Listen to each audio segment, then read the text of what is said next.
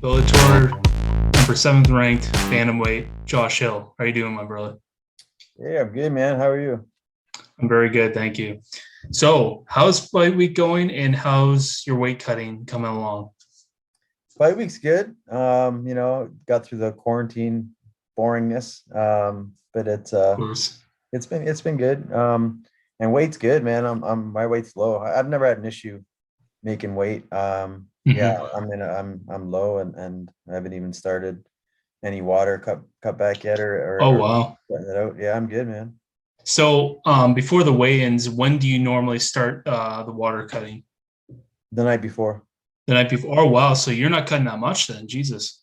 No, I mean, throughout a training camp, like if I get a full camp, like I'll drop a lot of weight. I'm like 48 to 53 in that range. So Okay. I'm not a guy that's coming down from like 65 to make 35 or whatever. So I'm always kind of in that range. And then, yeah, if I'm doing a full camp, I'll be like high 40s. And then I'll diet myself down to low 40s and then cut the remaining weight. Okay, excellent, excellent. Now, talking about fight week for Bellator, obviously with the COVID, there's a lot of protocols. So, did they put you in like some kind of hotel? Is that up to you and your team? How does that work out? Oh no, they got a whole system here. We arrive, I go right to my room. Next morning, I go get a COVID test, and then I can't leave the room until I get the results back. So we've already got them back, and we're good to go. So now we can actually, walk around the place, and we still can't it's not like normal life where I can't just go and I can't Mhm. gamble right now. I can't sit at a table, which Okay. sucks. I like to sit on the blackjack table, but yeah, it just you're basically just you can go down the workout room, you hang out in your room, go get food and bring it back, and that's pretty much your life for this week. Of course. Before I get in any further, I saw the post you made. You got your banner and everything. So, do you get to design that, or does someone design that for you? Yeah, actually, a friend of mine, Dave Fretz, he's like digital designer. He does a whole bunch of stuff like that. Nice. He actually asked me if he could do it. I'm like, yeah, of course. I mean, I have no artistic skills at all like that. So yeah, he did a great job, man. I think it's like my best banner for sure I've ever had. And then I sent it to a place called Gigfly Print Studio. They've done all my banners for the last I don't know how many fights, but yeah, they've been great. And yeah, so those two together, they did it. That's awesome. Yeah, I thought it was pretty cool as well. One of the coolest banners I've seen.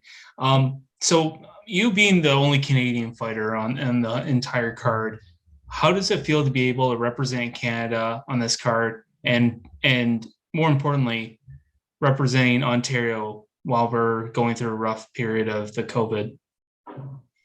I should be like William Wallace and come out with a flag and be like freedom, because how bad it is back home. The only reason I'm looking forward to coming home is for my family. Other than that, I don't want to go back to Ontario right now. It's such a shit show. Mhm. So yeah, I didn't even realize I'm the only Canadian on the card.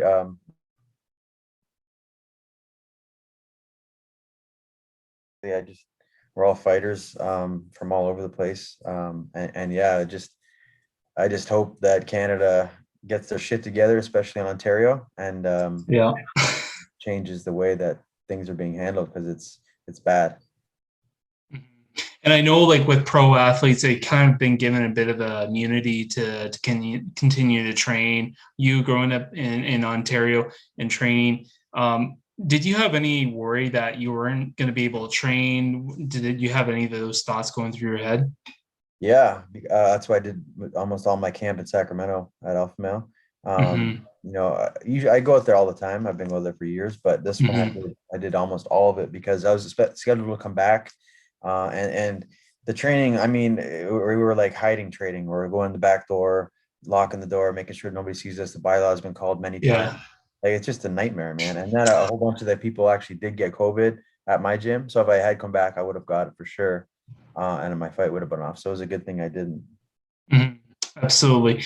Now, talking about Bellator, sometimes fighters get into different organizations and there's lots of nerves. But this being like your third fight in Bellator, and you've had two wins under your belt, under the organization. So do you feel like this is finally your home going into your third fight? Yeah, I mean, there's always nerves. I always have nerves, always, and I've kind of learned to channel them in a good way. But yeah, the first one, of course, because you always want to start on a good foot. You never want to start on the Mm-hmm. last, right? So that was my, biggest concern is, I want to get in this organization. I want to come out with a win right away. So that was kind of the biggest hurdle, I think. And I achieved that. And then my second fight, I was able to showcase even more Mm-hmm. and a good win over a very big, a good name, in Perez. So yeah, you just gotta, keep the ball rolling, man. And it's another fight. They're all tough at this level, you know what I Of mean? So course. every next fight's your biggest fight, no matter what, right? So this one's my biggest. And talking about your opponent, Raufeon Stots. I mean, this guy's a tough guy. I mean, three straight wins. This guy looks like he could be a real contender as well. Does this get you excited for this fight? Yeah, of course. He's good. He's they put this matchup together for a reason. I think we're some of the top guys in the division. I think the winner of this could very well get a title shot. There's been talks of that. So, Yeah. yeah, I think there's a number one contender fight. Stotts is good, well rounded, and so am I. So I think it makes for a very good fight. Well, you just answered my question. Obviously, this possibly being a title contention fight. Yeah. So, if you don't get that title shot, is there another name that you would like to possibly look at? Or is there someone that you like to fight after? Not really. Obviously, I'm looking at Stotts first. That's my Of first, course. hurdle to get past, and then after that, I mean, ideally, yeah, I want that title shot, winner of Pettis and Archuleta. That's the goal. And if I don't get that, then I'll think about who else after that. Oh, of course, of course. Now, looking at those two guys, Archuleta and Pettis, I mean, fighting on the same night you are. So I'm sure after your fight, you're going to be watching closely. So who do you have in this fight? Yeah, I've been asked that a bunch. That's a good fight, really, really good It fight. Both is. guys are good, very well rounded, tough, durable. If I had to lean towards one side, I'd probably lean towards Juan. I could see him maybe like win a decision or a later stoppage, maybe.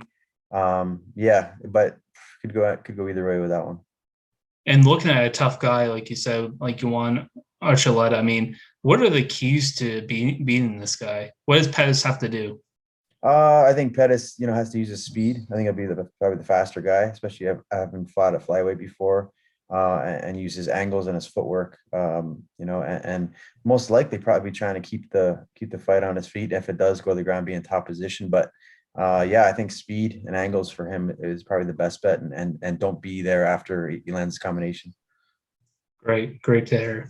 And obviously, you're focusing on your fight, but are you planning on returning home after this fight? What are your plans? Oh yeah, I mean, I've been away for a month. Mm-hmm. Yeah, so I'm chomping at the bit to get home to my family.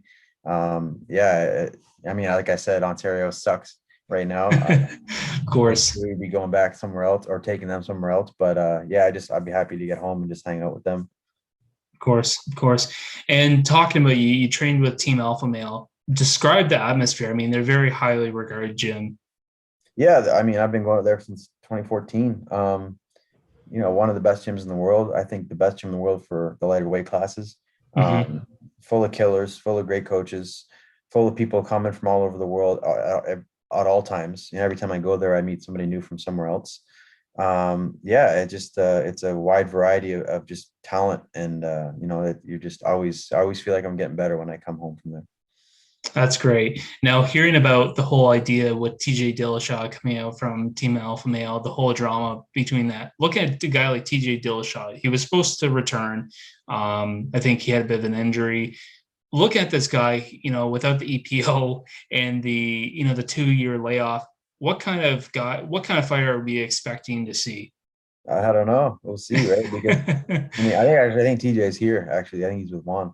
But yeah, I mean, um, I have mixed feelings about that because I know TJ from Alpha Male days when he was there, and he's a nice guy outside like the gym, and like, we got along. He's a nice dude, no issues. Not the greatest training partner, I can attest to that. Definitely it's one of those guys that there's a lot of injuries occur with him, and I think just as he's so competitive, but he doesn't take care of his partners as he should. And then it's I lost a lot of respect when he got popped. You know what I mean? Because I don't like that shit in this sport. It's not like we're hitting baseballs. You know what I mean? Mhm. It's violence, right? You're hitting somebody else. So there's but by juicing yourself up, whether it's endurance or strength or whatever type of stuff you're on, you're giving yourself this advantage. And I don't like that shit. And it's not like it was just like one of those guys that had some tainted supplements.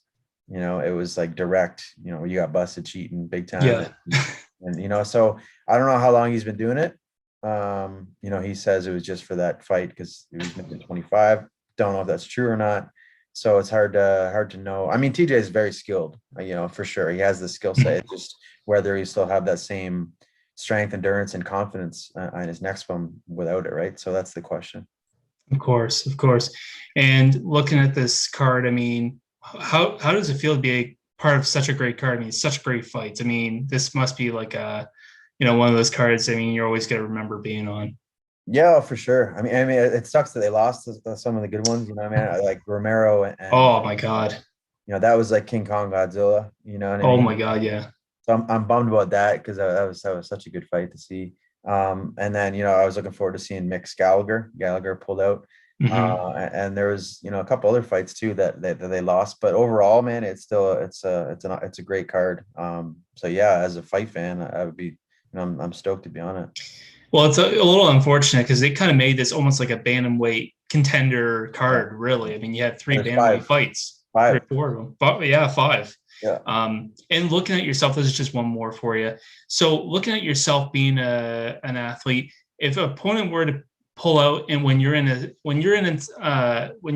a position where you could get a title shot, or you're close to getting a title shot, and your opponent backs out, do you think it's right to not take on a new opponent for to secure your spot?